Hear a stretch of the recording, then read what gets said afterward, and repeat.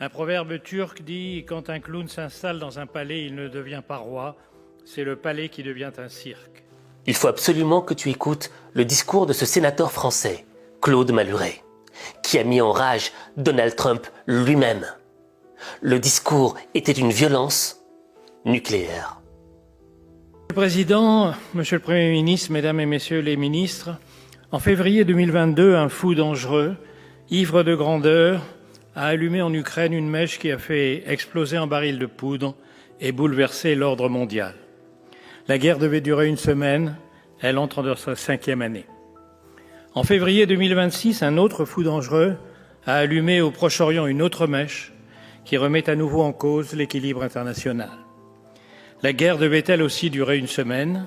Un mois plus tard, le monde entier se pose la question « Qu'est-ce qui va se passer ?» La réponse simple, courte et précise est la suivante « Dieu seul le sait ».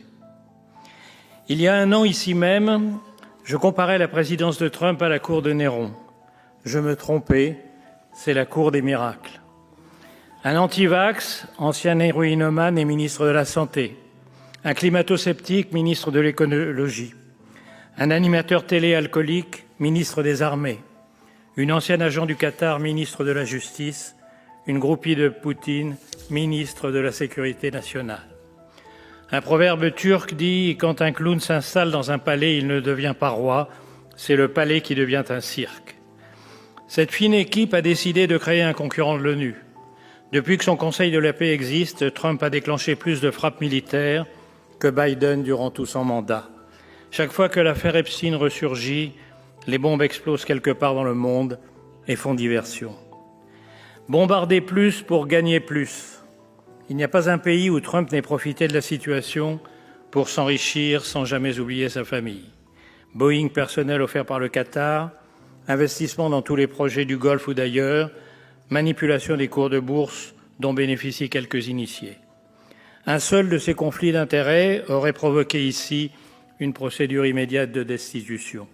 Mais nous ne sommes pas ici, nous sommes dans l'Amérique MAGA, la conduite des affaires publiques au service des intérêts privés. Après les droits de douane, le Groenland, le lâchage de l'Ukraine, l'humiliation des alliés, l'aller-retour inefficace au Venezuela et tant d'autres, une nouvelle aventure insensée commence. Qu'on me comprenne bien, je suis le dernier à me plaindre de la décapitation du régime des mollahs et le premier à réclamer la liberté pour le peuple iranien. Mais quelle est la stratégie pour y parvenir ? Et les dégâts collatéraux, y compris pour les Iraniens, ont-ils été mesurés ? La réponse est « il n'y a pas de stratégie » et les dégâts collatéraux sont passés par pertes et profits. Tout comme lorsqu'en janvier, Trump a appelé les Iraniens à descendre dans la rue pour les laisser ensuite être massacrés par les Bassidji. Après le prétexte de la bombe atomique iranienne imminente, contredite par la directrice du renseignement américain elle-même, puis l'argument du changement de régime, c'est Marco Rubio qui finalement crache le morceau. Nous y sommes allés parce que nous avons suivi Netanyahou. Autrement dit, nous n'avons aucun objectif propre. Je pense que ce discours, au-delà d'être puissant, il est légendaire. C'est un discours qui restera gravé dans l'histoire de cette guerre en Iran. Pourquoi ? Tu vois, tout d'abord, dans le fond, on va pas se mentir, c'est du lourd. C'est rempli de vérité. Pour moi, c'est une arme nucléaire. Et dans la forme, celui qui délivre ce discours, celui qui tient cette arme nucléaire entre ses mains, semble d'une tranquillité absolue. Et au fait, Claude Malhuret, le sénateur, tu sens que l'homme est vieux, qu'il a vécu, qu'il a de l'expérience, mais qu'il a une force. Et que sa force réside dans sa tranquillité. Et en réalité, quand tu tiens une arme nucléaire et que t'es aussi cool, ça dégage de la puissance.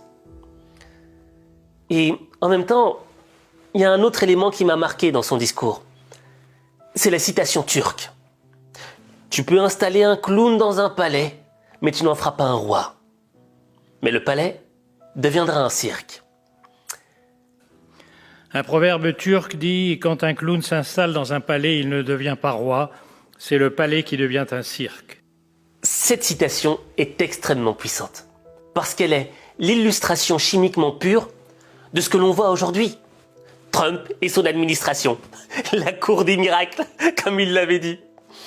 T'en as un, c'est un ancien alcoolique, l'autre c'est un héroïnomane, bref. Tu sens bien que c'est déstructuré, désorganisé, qu'il n'y a pas de colonne vertébrale dans cette administration Trump. Et la preuve en est, c'est que lorsque Trump a demandé à ses alliés de le rejoindre pour ouvrir le détroit d'Ormuz, personne n'a voulu le suivre. Et en réalité, ce qu'on a vu là dans cette guerre en Iran est le symptôme de cette citation turque. Un clown ne devient pas un roi. Mais en même temps, moi je pense qu'il y a des contre-exemples à cette citation. Parce que je pense qu'un clown peut devenir roi, mais sous certaines conditions.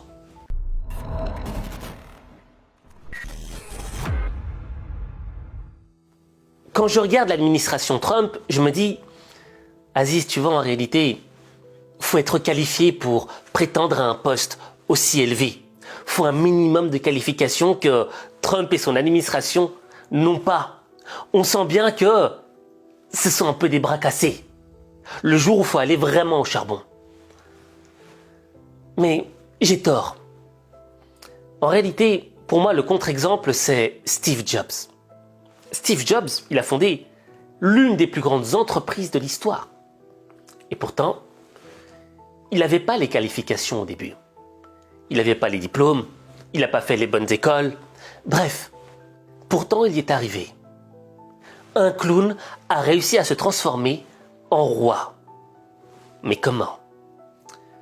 Au fait, Steve Jobs a appliqué une loi qui est extrêmement simple et que tu peux même appliquer dans ta propre vie. Mettre ton ego, ta personne, au service du projet. Et pas le contraire. Je m'explique. Tu vois, Steve Jobs, il aurait pu, lorsque Apple avait réussi, lorsqu'il était devenu milliardaire, prendre Apple pour mettre en avant son ego, se mettre en lumière lui-même. Regardez, je suis extraordinaire, j'ai réussi, regardez la voiture que j'ai, regardez les maisons que j'ai, comme certains influenceurs que tu peux voir sur le net. Et pourtant, on n'a jamais vu Steve Jobs faire le show de sa propre personne. Il avait toujours une certaine humilité. Mais quand on le voyait apparaître dans les médias, c'était toujours pour présenter son projet, pour le mettre en avant, pour le mettre en lumière. Au fait, l'homme savait qu'il n'avait pas les qualifications, mais qu'il avait besoin des compétences pour faire vivre son projet, pour le faire réussir. Et pour faire réussir un projet, quel qu'il soit, il faut tout d'abord s'aligner avec sa fonction en acceptant d'entrer dans un processus pour acquérir les compétences. Mais en même temps, il faut tout donner. De donner de sa personne, de donner de son ego, de donner de son énergie, de son temps au service du projet. Et ça, pour moi, c'est l'exemple ultime de la réussite. Steve Jobs avec Apple. Il a tout donné au service d'Apple. Et il n'a pas mis le projet Apple au service de son ego.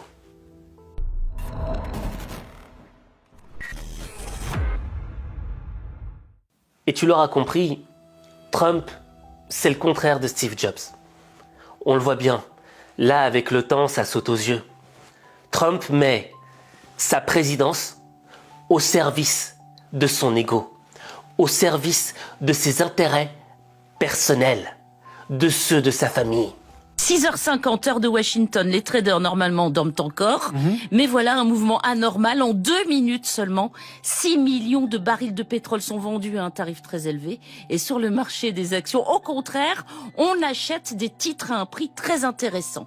10 minutes plus tard, 7 heures, sur son réseau Truth Social, le président Trump annonce des pourparlers avec l'Iran. Aussitôt, le prix du pétrole chute et celui des actions monte en flèche. Résultat, une plus-value pour les petits malins matinaux de plusieurs centaines de millions de dollars.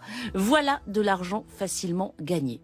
Non, les traders ne sont pas des devins, ironise un analyste financier. Certains ont bien reçu des informations officieuses de la part de la Maison-Blanche et ce n'est pas la première fois que ça se produit. Pareil quand Maduro a été kidnappé au Venezuela au début de l'année. Pareil quand Trump a annoncé une pause dans les tarifs douaniers. Ça me rappelle Ben Ali, l'ancien raïs de Tunisie. L'homme était désaligné avec sa mission. Ce qui comptait, ce n'était pas de faire en sorte que son peuple vive de manière prospère, un peuple qui était éduqué, un peuple qui avait un potentiel énorme. Non. Son objectif, c'était de se remplir les poches, lui et sa famille. C'était la dernière apparition publique de l'ex-président Ben Ali, la veille de sa fuite en Arabie Saoudite, lors d'un discours à la nation. Pendant 23 ans, il règne sur la Tunisie et contrôle tout. Mais la corruption devient monnaie courante, surtout dans l'entourage de sa seconde épouse, Leila Trabelsi. Cette ancienne coiffeuse et sa famille prennent des parts dans un grand nombre de sociétés du pays. Les Ben Ali et les Trabelsi saisissent des terrains, font construire des palais gigantesques et achètent des biens de Paris à Dubaï. Chômage, répression politique marquent le quotidien des Tunisiens qui, pour beaucoup en 2011, n'en peuvent plus. On ne peut pas respirer en Tunisie, on ne peut pas raconter une blague sur le compte du président ou de la famille présidentielle. Les difficultés économiques à elles seules ne justifieraient pas cette révolte, cette intifada. Et donc, avec le temps, à force de se désaligner avec sa mission réelle, se mettre au service du pays, il a mis le pays au service de ses intérêts personnels. Mais ça n'a pas tenu. Ça a produit une révolution. Tout est parti d'un pauvre homme qui vendait des fruits sur sa petite étale et qu'on a retiré, qui n'avait déjà rien, plus rien. Bah tu vois, pour moi, ces exemples de Steve Jobs et de Ben Ali nous montrent une réalité vraiment pure de cette citation turque. Tu peux mettre un clown dans un palais, ça n'en fera pas un roi, mais le palais pourrait devenir un cirque. Ce qui fait du palais un cirque, c'est l'élément de est-ce que tu es prêt à mettre ton ego au service du projet ou le contraire? Et quand tu comprendras cela, tu réussiras l'impossible. Mais l'impossible, il n'y a que toi qui peux le faire. Il n'y a que toi.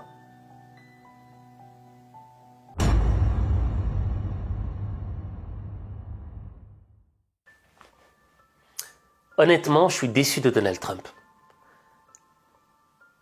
Au fur et à mesure que le temps passe, je prends conscience à quel point cet homme est un simple magouilleur. Est un homme qui n'a pas de consistance, qui n'a pas de colonne vertébrale, qui est dirigé par la boussole de ses intérêts propres, et non pas ceux de son pays, ce que je pensais auparavant. Mais bref, à travers le discours de Claude Maluret, à travers cette citation, on prend conscience d'une chose importante. Nous aussi, à notre petite échelle, parfois, on peut échouer dans nos projets. Pourquoi ? Parce qu'on a le mauvais alignement. On met notre ego sur notre projet, alors que ça devrait être le contraire. Raison pour laquelle je vais te demander d'écrire en commentaire ego. Je répète, ego.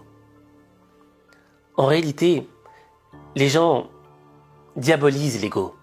Ils te disent avoir un ego c'est pas bien. C'est faux.